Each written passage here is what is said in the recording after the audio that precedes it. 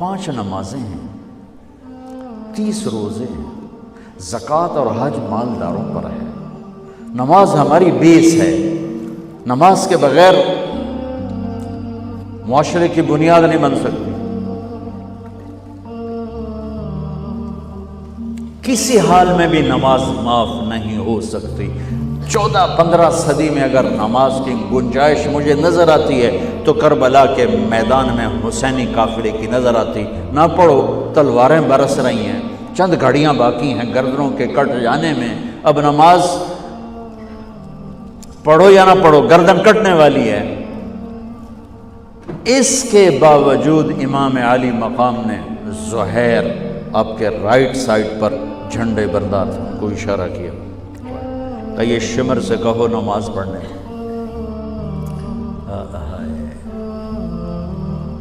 تو انہوں نے آگے بڑھ کے کہا نماز پڑھنے دو، تھوڑی دیر کے لیے رک جاؤ۔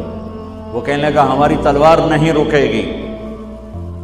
انہوں نے آ کر کہا یہ جواب ہے۔ امام عالی مقام نے فرمایا پھر نماز بھی نہیں چھوٹے گی۔ جی میٹنگ تھی، نماز یاد نہیں رہی، میٹنگ بڑی لمبی ہو گئی، نماز چھوٹ گئی، سارے دروازے بند کر دیے۔ حالانکہ اللہ کی قسم اگر یہ قافلہ نماز نہ بھی پڑھتا تو ان کے لیے جنت کے دروازے کھل چکے تھے، چونکہ جنگ سے پہلے آنکھ لگی، آنکھ کھلی تو مسکرائے۔ تو بہن نے پوچھا یہ کوئی ہنسنے کا وقت ہے؟ موت سر پہ کھڑی، کہنے لگے یہی تو ہنسنے کا وقت ہے۔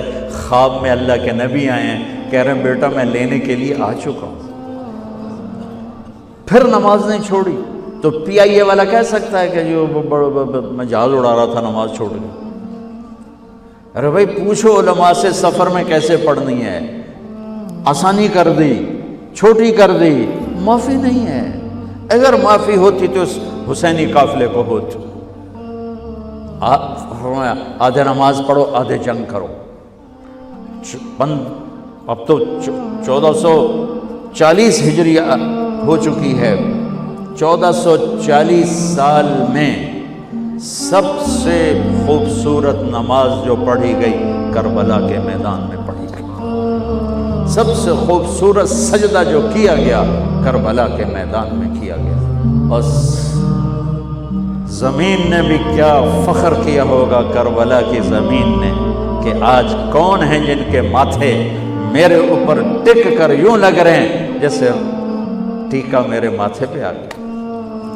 جب سبحان رب الاعلیٰ کی صدا گونجی ہوگی تو زمین کی 7ویں تہ بھی ٹھنڈی ہو گئی ہوگی۔ تو میرے نبی کا نواسا ہمارے لیے دروازے بند کر کے جا رہا ہے۔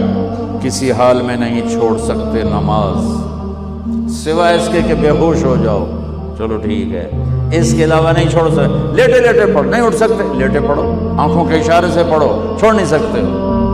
آدھوں نے نماز پڑھی، آدھوں نے جنگ کی، پھر آدھوں نے نماز پڑھی اور سب نے جنگ کی، اور عصر میں سب نیزے پہ چڑھ چکے تھے۔ عاشق کا جنازہ ہے، ذرا دھوم سے نکلے، محبوب کی گلیوں سے ذرا گھوم کے نکلے۔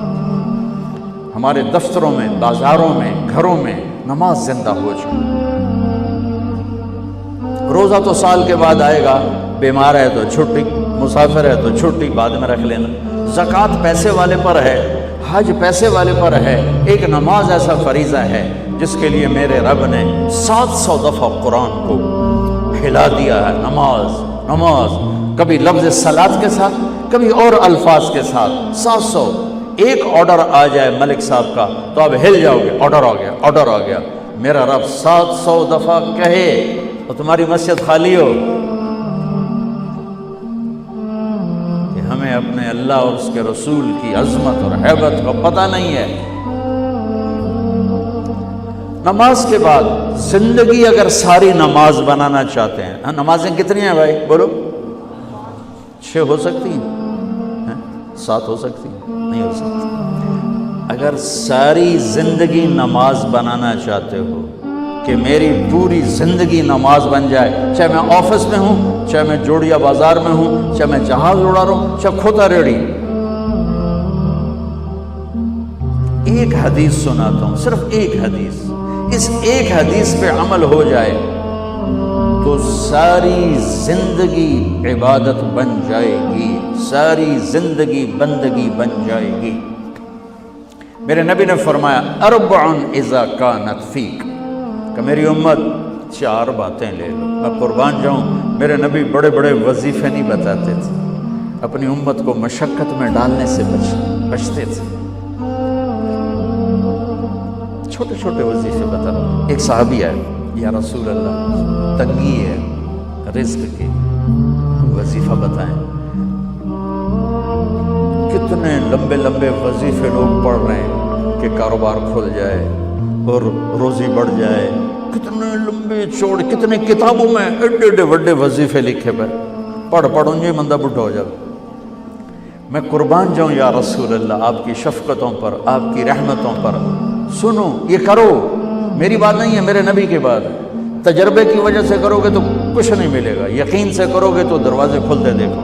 کہ یا رسول اللہ ارید ان یوسع علی رزقی، میں چاہتا ہوں میری روزی کھل جائے۔ تو آپ نے کہا ادم علی الطہارہ یوسع علیک رزق، تو باوضو رہا کر تیرا رزق کھل جائے۔ کوئی زور لگتا ہے وضو؟ تمہارے ہاں تو سردی ہوتی ہی کوئی نہیں کہ بھئی ٹھنڈا پانی ہے کیسے وضو، یہ تو ہمارے لیے مسئلہ ہے کہ بھئی ٹھنڈا پانی ہے کیسے وضو کرو۔ وہ ہمارے گاؤں کا مراسی مجھے مل گیا، میں نے کہا چل نماز پڑھے گی، نہیں میاں جی سردی بڑی نہ لے جاؤں، سردی بڑی، مراسیوں کو سردی زیادہ لگتی۔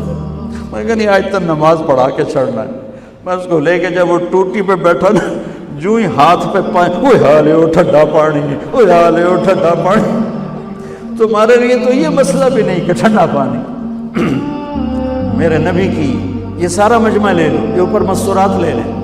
ادم علی الطہارہ یوسع علیک رزقک، میرے نبی نے فرمایا باوضو رہنا شروع کر دے، اللہ تیرا رزق کھول دے گا۔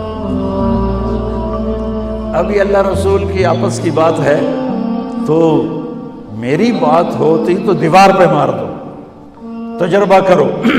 نبی کی بات کو تجربہ کر کے نہیں کرتے، یقین کے ساتھ کرتے ہیں۔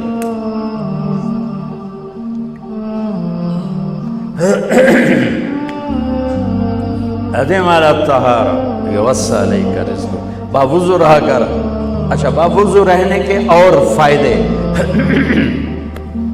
اللہ پیار کرتا ہے، شیطان ڈرتا ہے، اور وضو ہوگا تو نماز آپ ہی پڑھی جائے گی، چلو یار وضو ہے 4 فرض ہی پڑھ لو گی۔ ایک دفعہ شیطان آیا ہمارے نبی سے ملنے، تو آپ نے اس سے پوچھا تیرے دشمن کتنے؟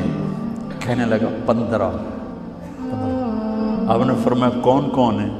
کہنے لگا پہلا تو تھوڑا ہی نمبر ہے، پہلا نمبر تو تھوڑے نال میرا لگو ہے۔ پھر کہنے لگا وہ مسلمان جو 24 گھنٹے باوضو رہتا ہے وہ میرا بڑا دشمن ہے۔ جو باوضو رہتا ہے اور باوضو سوتا ہے، ایک فرشتہ اس کے لیے بندگی کا ثواب لکھتا رہتا ہے۔